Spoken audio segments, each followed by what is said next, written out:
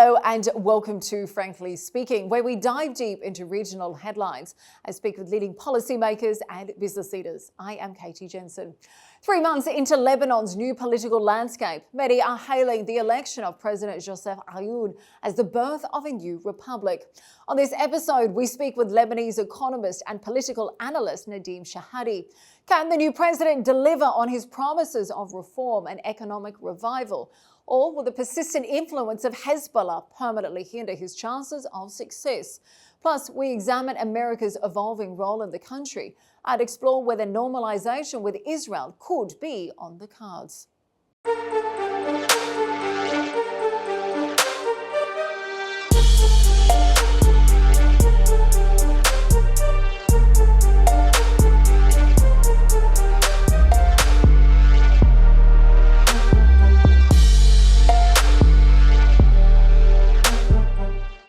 Mr. Shehadi, thank you so much for joining us on Frankly Speaking. It is wonderful to have you back on the show. Now, obviously, a lot has happened since the last time we spoke. So let's begin with your home country of Lebanon. Now, many have described the election of President Joseph Aoun as the birth of a new republic. Frankly speaking, do you think that is accurate, or are people being too optimistic? Obviously, now we have a new central bank governor in Beirut as well. So tell me, does Lebanon actually stand a chance this time around to gain its independence, peace and prosperity at last? Well, I mean, there is certainly a lot of optimism, not just because of local developments in Lebanon, but because of major regional ones and international development. So it looks like the international and regional forces are aligned to resolve the problems of the region as a whole, not just of Lebanon. And that's the cause of the optimism, because a lot of the problems here depend on a regional solution in a way. So the election of General Aoun, which came with international support, and he's also, I mean, one of the significant features is that he's also from outside the political establishment, like. And same with the prime minister has also been brought in from outside the political establishment. So that's another cause for optimism. And tell me, I mentioned a moment ago, obviously we have the new central bank governor in Beirut as well. Talk me through the real significance of that. How important will his role be in really turning Lebanon around? But the biggest question is where are the losses going to go? There are billions of dollars that have disappeared from the banks and from the central banks. These are the depositors' money and the bank's money in a way. And so the big question is, who will bear the cost of that? And the way you resolve this should also set the country on a path to recovery. And the binary view of this is that it is the state versus the banks. But in reality, Lebanon cannot survive without the banks, and Lebanon cannot survive without the state. So there's going to be a middle ground, hopefully favoring the banking system, because I believe that the banking system is the main engine of the economy, and the new governor has a huge job. So after an economic meltdown, after years of corruption and the migration of its best talent, what do you think Lebanon needs right now in order to be rebuilt? What would you prescribe as a rescue plan? Okay, Katie, what you said is a very dominant narrative about Lebanon, that it was years of corruption. What happened in Lebanon and the reason for the meltdown is not years of corruption.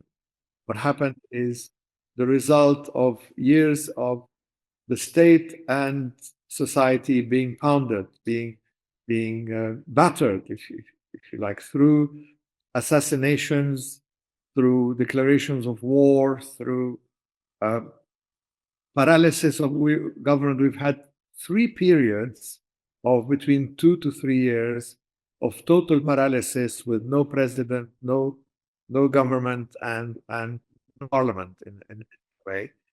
We've had 2 million Syrian refugees, which are a huge burden on the economy.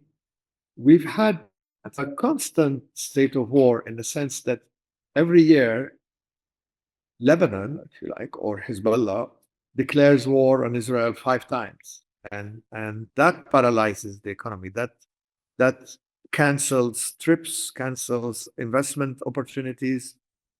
So all of that accumulated cost of the paralysis, the wars, that is what brought the country down. It's not it's not the it's wrong to emphasize the corruption of the country as a reason for. Well, I mean, I think that's been a big part of it, and I think, you know, many times the rich political elite have preferred the system to stay that way. The poor remaining poor and powerless, and the rich only getting richer. I don't agree.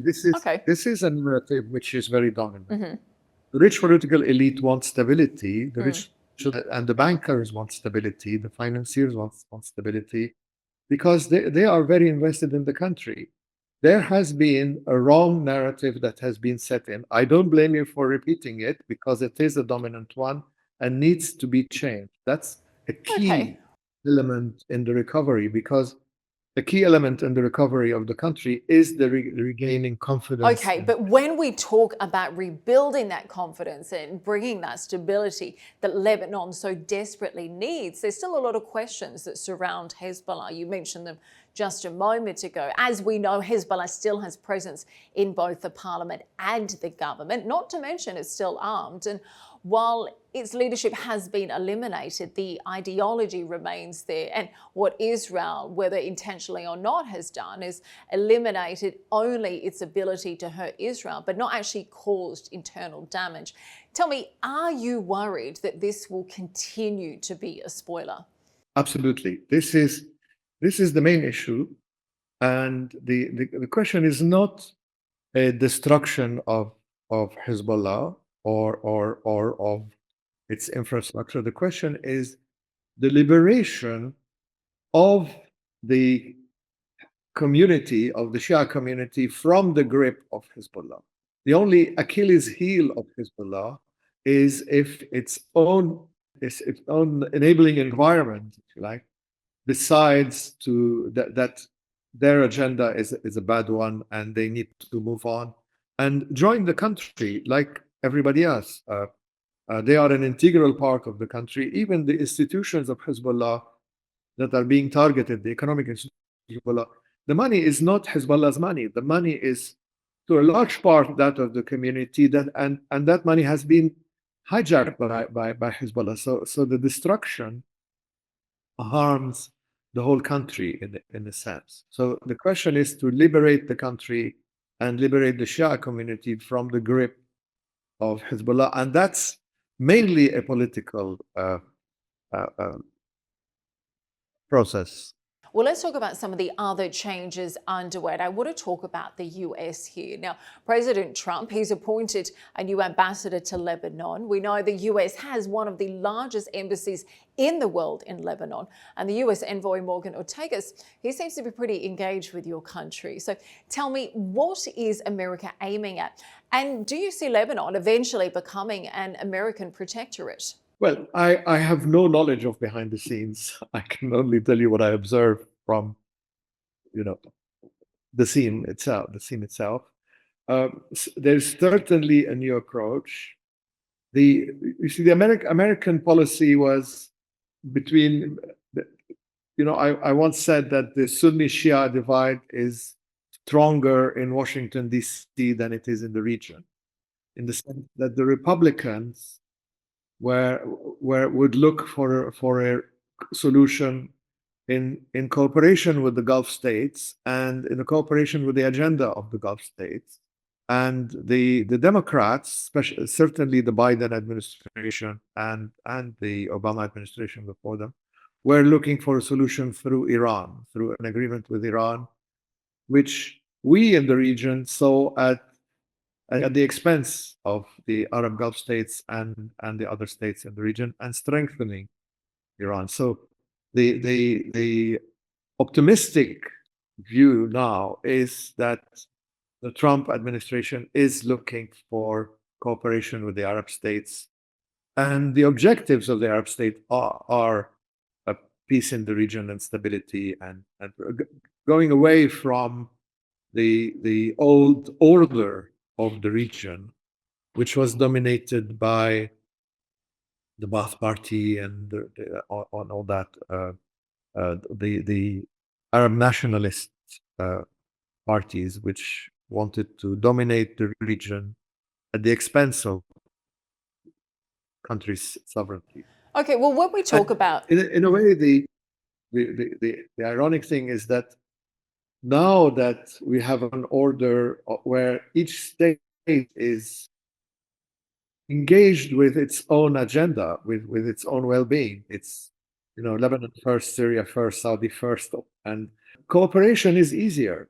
The cooperation between states that respect each other's sovereignty and that look for their own interest is far smoother and easier than between ideological states who want to dominate the region, like Saddam Hussein or like Hafez al-Assad or Iran. Okay, so you say we are seeing more cooperation between other countries in the region, a real emphasis, a real push for peace.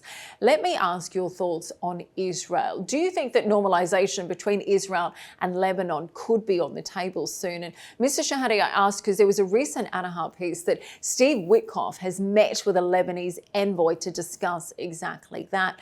Tell me, do you think it's foreseeable that Lebanon can opt to sign before a two-state solution is agreed or before other regional countries do so? I don't think that normalization is possible without a solution to the Palestinian issue, especially not with Lebanon, and also not with Saudi Arabia. I mean, that's declared position. We're all adhering to the Arab Peace Initiative of 2002, which was declared in Beirut. But Lebanon can also look back to an agreement in May 1983, which was called the 17th of May Agreement, which I think is the best Lebanon can achieve with Israel, going back to the armistice line and guaranteeing each other's security in a sense, and borders, and this includes the maritime borders and the sharing of resources there. So I think if we can go back to something similar, that would be the best option now, especially considering the internal political situation. We internally, there are lots of issues that need to be resolved. And there are lots of issues that need to resolve with Israel. I mean, Israel's bombing of the country is not conducive to peace. It's not a way of getting yourself loved, if you like, by the way they destroyed the villages and all that.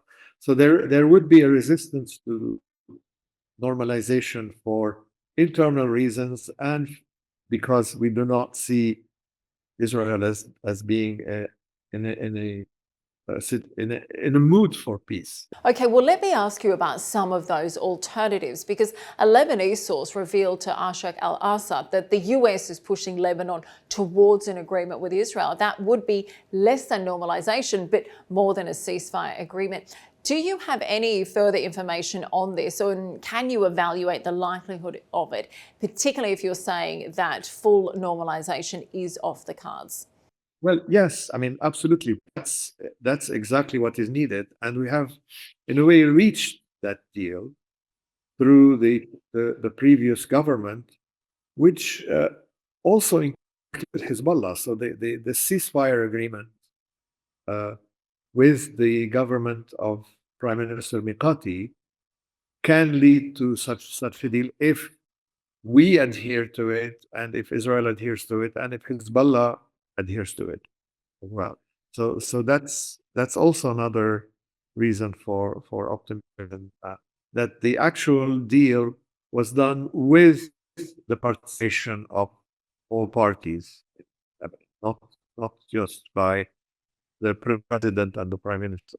Okay, well, let's unpack that a little bit more, because you say a deal essentially like that has already been done. So if we were to further expand on that, is it actually in Lebanon's interests? I mean, yes, it would garner a lot more US support, both from a military and financial standpoint, which Lebanon desperately needs, but would it not risk divisions inside what is already a highly divided country? Yes, I mean, you see, division is. I mean, I hope that we all consider division as a normal state, sense that it is normal politics. So we have, apart from the the military aspects, which hopefully will cease, we have political differences in the country. Lots of countries have political differences and need to sort them out through a democratic process, through state institutions, through the parliament, through politicians agreeing, and with the help of regional and international powers because of the regional dimension of the problem. So I do not consider that the divisions are a weakness. On the contrary, these are divisions that if resolved, will come out with a much stronger agreement than an agreement imposed through force or without any discussion. Okay, well, let's talk about some of the other divisions with neighbouring countries. We know Lebanon has had ongoing issues with Syria for many years, and there's obviously been significant changes in Syria underway since December last year. But I think what started as reassuring signs quickly developed into a military confrontation at the border. So tell me, as a long-standing expert on this topic, how do you see the future of Lebanese-Syrian relations? Well, I see them very much like that as future of Lebanese and Syrian relations. It's we need to have a new enter a new phase, but the whole region is entering a new phase also. The phase we are getting out of, which we have been uh, uh, in for probably the last half century, was one which did not respect the sovereignty of individual countries in the region, was one dominated by political parties that aim to dominate their neighbors, like the Ba'ath Party. I mean, the example is Saddam Hussein's invasion of Kuwait, of course, and Syrian intervention in Lebanon, and Syrian problems with Turkey, with Jordan. So we had uh, an order which is changing. We're entering a new order.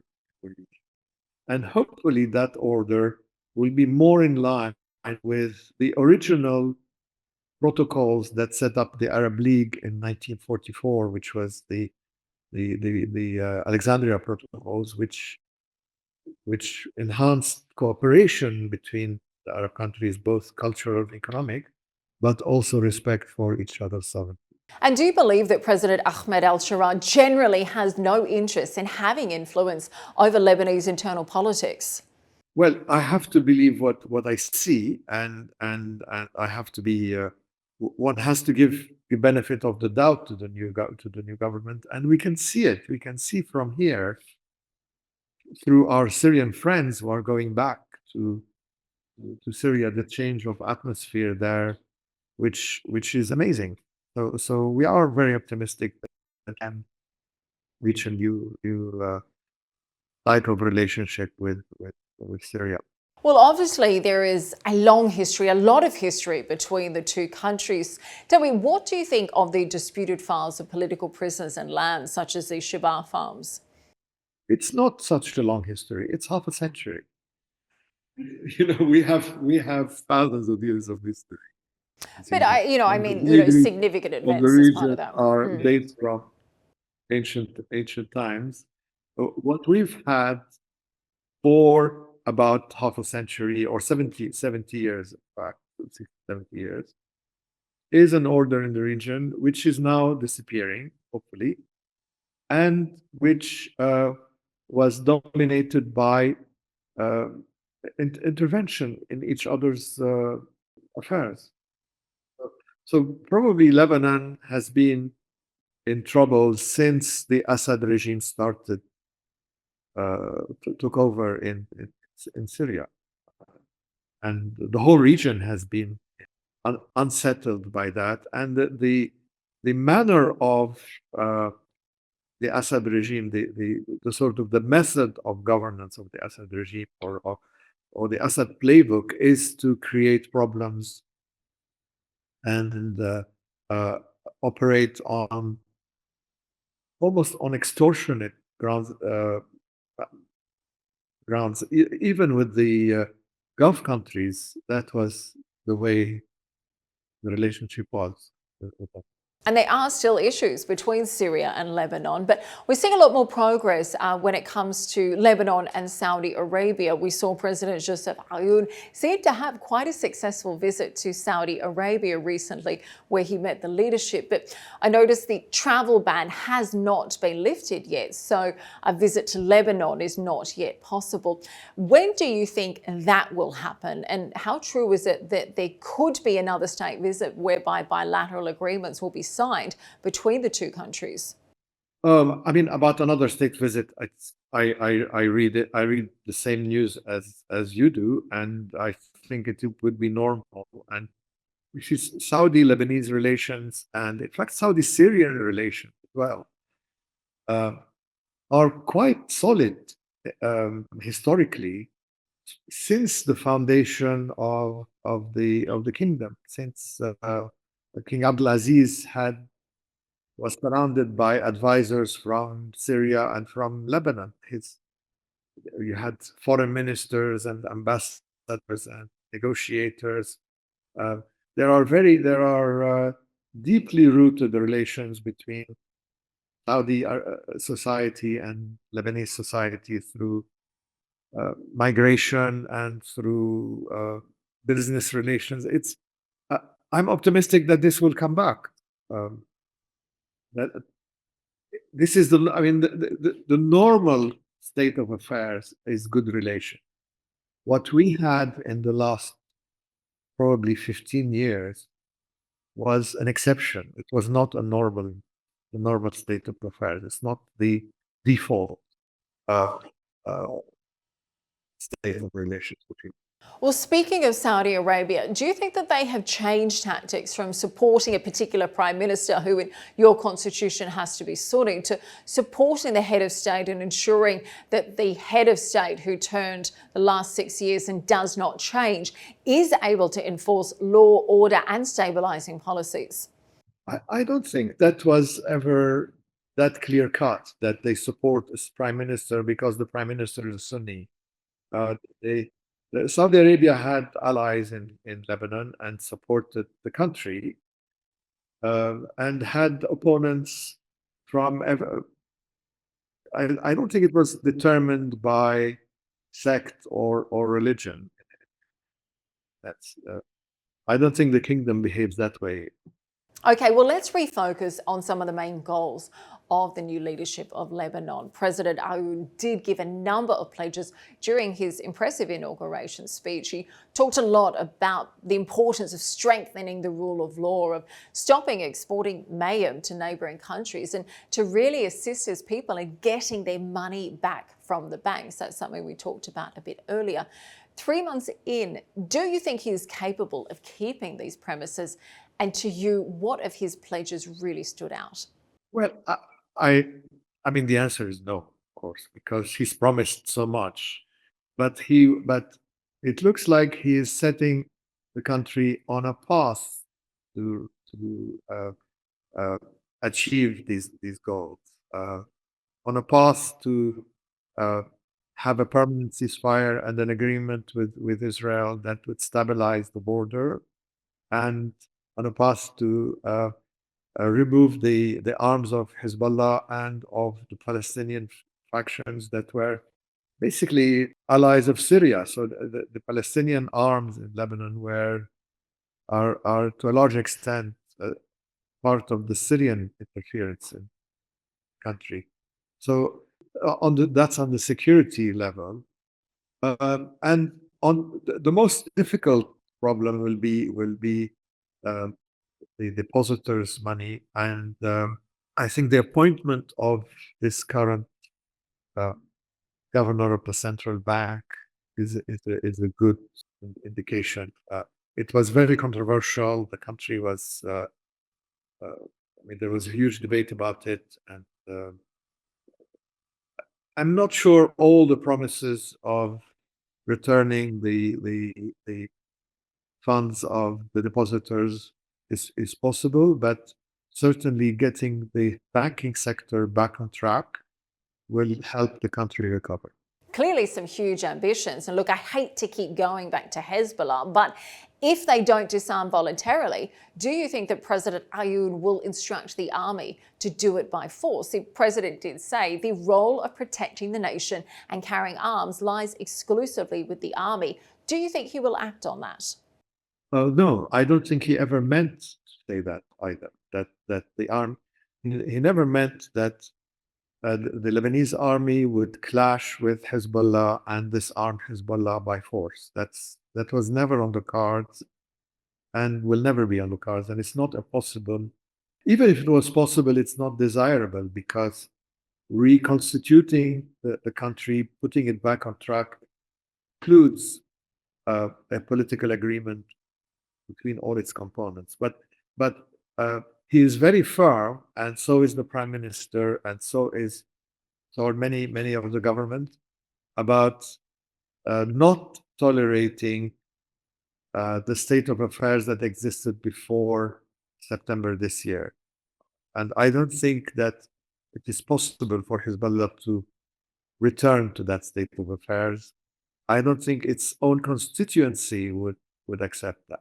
And that's the biggest the biggest factor, is the constituency of Hezbollah. Well, time will tell. Mr. Shehadi, thank you so much for joining us today on Frankly Speaking. Really appreciate your insights. Thank you so much for joining us.